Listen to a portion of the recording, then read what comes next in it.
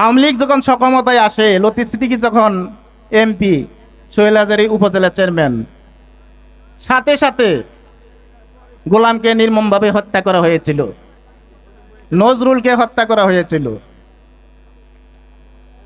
আমাদের এই গোপালদি স্কুলের ছাত্র দাবি করে আমাদের এক কুলাঙ্গার, আমি কুলাঙ্গারই বলবো, যেহেতু সার্টিফিকেট জাল করে পরীক্ষা একজনে আরেকজনে দেয়, বুঝলেই তো গেলাম।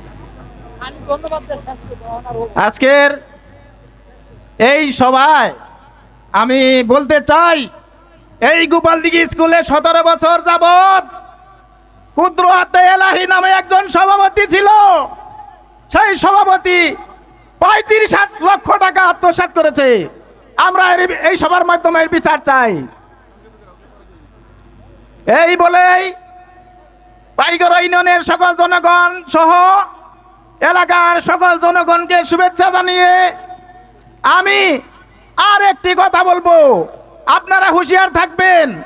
আমাদের কালিহাতীতে একজন নাস্তিক আছে, যে নাস্তিক একবার আমাদের প্রিয় নবী মুহাম্মদের বিরুদ্ধেও কথা বলেছে, এখন আবার বলে আমি হুজুররা মুনাজাত করলে আমিন বলতে পারি না।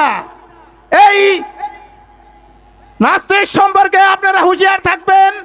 আমাদের নেতা বেনজির আহমেদ টিটু ভাইয়ের নেতৃত্বে আমরা পাইগড় ইউনিয়নে দুর্গ তুলে ধরব। সভা এই মাঠে হয়েছে, আমার মনে হয় বিএনপি পক্ষ থেকে যত সভা হয়েছে সকল সভায় আমি উপস্থিত ছিলাম। আমি তো শাহজাহান সিরাজের লোক, আমি বিএনপির লোক। শাহজাহান সিরাজি সহ এবং লতিফ সিদ্দিকী সহ যতগুলা জনসভাই মাঠে হয়েছে, আমি বিশ্বাস করি আজকে পাইগড়া ইউনিয়নের মানুষ একটা ইতিহাস তৈরি করেছে। শাহজাহান সিরাজ এবং লতিফ সিদ্দিকী যতগুলা জনসভা করছে, আজকে আমার যে কয়েকজন মাহবুবের উপস্থিত হয়েছে, এতগুলো সদস্য উপস্থিত ছিল না। ভাইয়ের আমার, আজকে পাইগড়া ইউনিয়নের মানুষ প্রমাণ করেছে তারা জনাব তারেক রহমান, আমাদের দেশনেত্রী বেগম খালেদা জিয়াকে ভালোবাসে এবং তার দলকে শক্তিশালী করার জন্য আজকে আপনারা উপস্থিত হয়েছেন। সেখানে আমি বলবো, একটি কথাই বলবো, বিগত 17 বছর আওয়ামী দুঃশাসনে আমরা নিষ্পেষিত, আমরা দুঃখে জর্জরিত, শত শত আমাদের নেতা কর্মী হত্যা, গুম এবং জেলখানায় আবদ্ধ রেখে সে স্বৈরা শাসন কায়েম করেছিল। বিগত জুন আগস্টের ছাত্র জনতার অভ্যুত্থানের মধ্য দিয়ে জনাব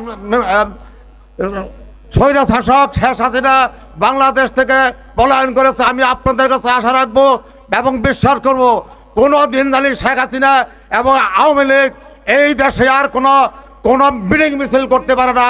এই আহ্বান রেখে আমি আমার বক্তব্যের ইতি টানছি।